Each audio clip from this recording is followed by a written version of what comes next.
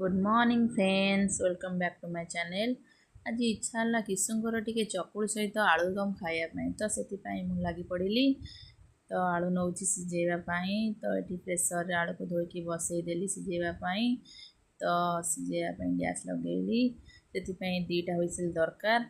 तापर मो मसला रेडी कली आलुदम आलू को काटी काटी रखी पकईदेली आलुदम प्रस्तुत पाई। जो मैंने मो चैनल नुआ अच्छा मो चैनल को निहाती भाव सब्सक्राइब करूँ आ मो वीडियो को लाइक करूँ यदि आपण मानक भल लगुच।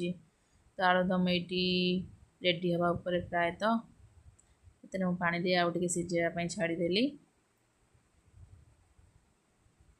आलुदम पूरा रेडी। तापर मुझे कस्तूरी मेथी एथे पकईदेली। बास ताको मु घोड़ेदेली। आसतु ये सर्व करवा।